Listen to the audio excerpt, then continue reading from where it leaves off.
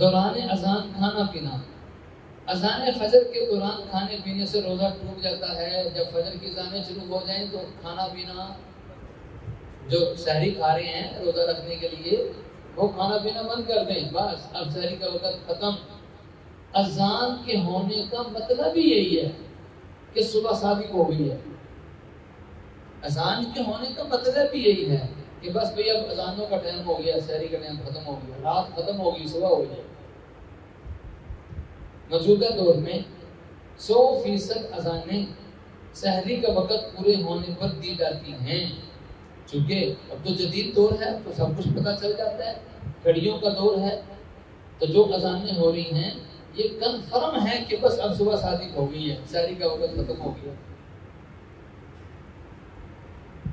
قرآن کریم میں روزے دار کے لیے سحری کے کھانے پینے کی حد ان الفاظ میں بیان فرمائی ہے، وَكُلُوا وَاشْرَبُوا حَتَّى يَتَبَيَّنَ لَكُمُ الْخَيْطُ الْأَبْيَضُ مِنَ الْخَيْطِ الْأَسْوَدِ مِنَ الْفَجْرِ، تم کھاتے پیتے رہو یہاں تک کہ صبح کا سفید دھاگا سیاہ دھاگے سے نمایاں ہو جائے۔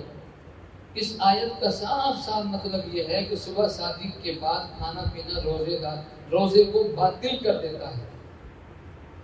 تو خلاصہ کیا نکلا؟ جس وقت اذان شروع ہو جائے اس وقت کھانا پینا بند کر دیں، بس اس وقت کھائیں گے پیئیں گے، روزہ ہوگا، روزہ ہو گئی نہیں۔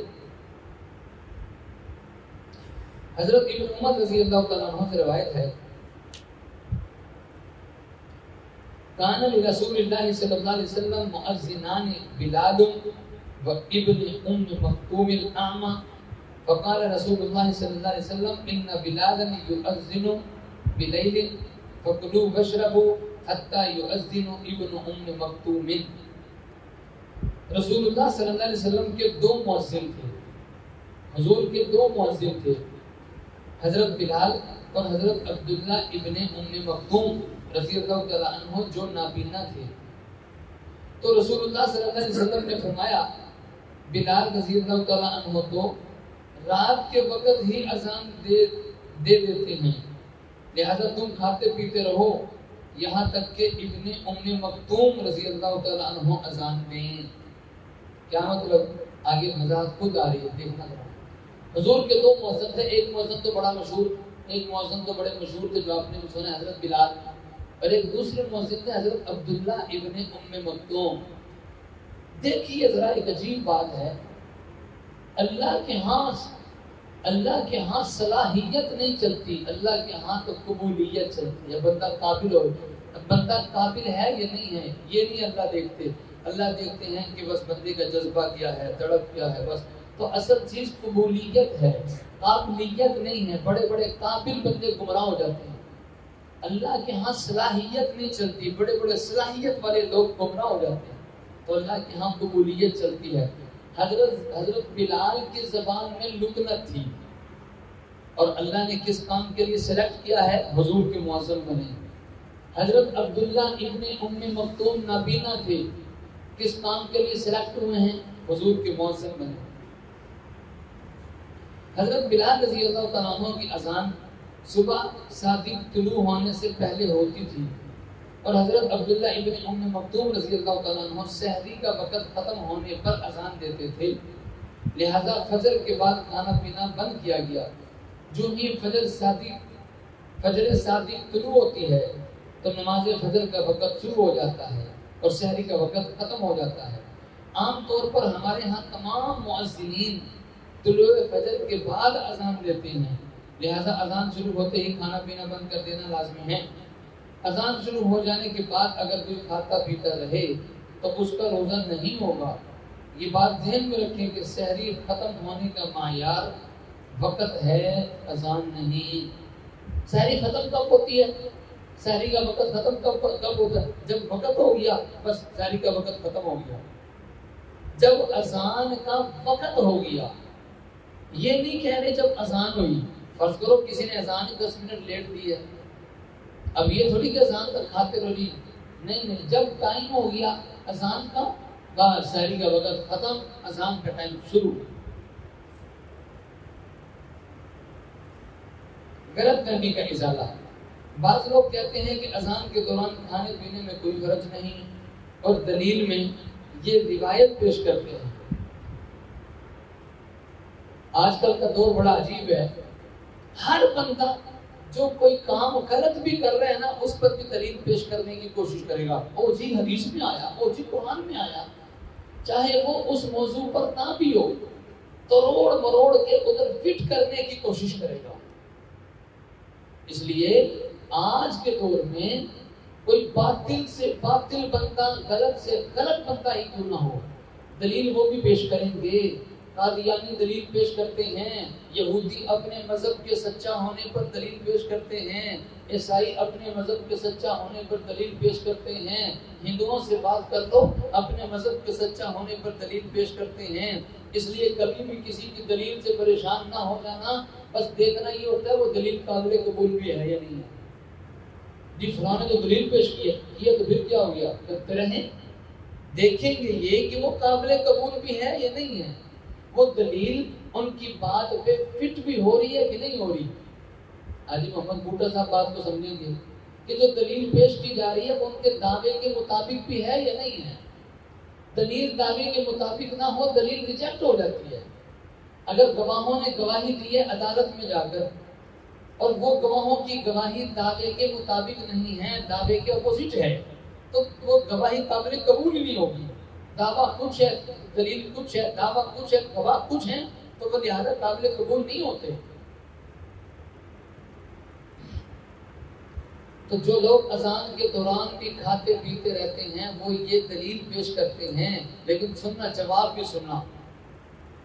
اذا سمع احدكم النداء والاناء على يده فلا يزعه حتى يقضي حاجته منه۔ اس کا ترجمہ کیا ہے؟ یہاں پہ ترجمہ نہیں لکھا ہوا، میں ترجمہ بتلا دیتا ہوں۔ یہ حدیث پیش کرتے ہیں جس کا ترجمہ یہ ہے کہ جب بھی تم میں سے کوئی اذان سنے کہ اذان ہو رہی ہے فجر کی، اور اس کے ہاتھ میں کھانے کا برتن ہے، تو وہ نہ رکھے یہاں تک کہ سارا ختم کر لے۔ سمجھ آ رہی ہے؟ یعنی کسی نے ہاتھ میں ایک تو لقمہ نہیں پوری روٹی کی پکڑ لی تھی اور ہوگی اذان شروع، تو اس کا مطلب ہے کہ نہ رکھے بلکہ پوری روٹی ختم ہی کر لے۔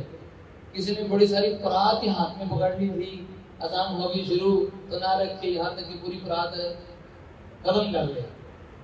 اب جو لوگ اذان کے دوران کھاتے پیتے رہتے ہیں وہ یہ دلیل پیش کرتے ہیں، لیکن سننا ذرا جواب۔ یاد رکھیں یہ حدیث شریف تہجد کی اذان کے متعلق ہے، جیسا کہ اوپر ذکر کی گئی۔ روایات سے معلوم ہوتا ہے کہ یہ حضرت بلال رضی اللہ تعالیٰ عنہ کی اذان سے متعلق ہے کہ وہ سحری کا وقت ختم ہونے سے پہلے تہجد کے لیے اذان دیا کرتے تھے۔ چونکہ حضرت عبداللہ ابن مکتوم رضی اللہ تعالیٰ نماز فجر کا وقت شروع ہونے پر اذان دیتے تھے، اس لیے ان کی اذان کے وقت کھانے پینے کی ممانعت کر دی گئی۔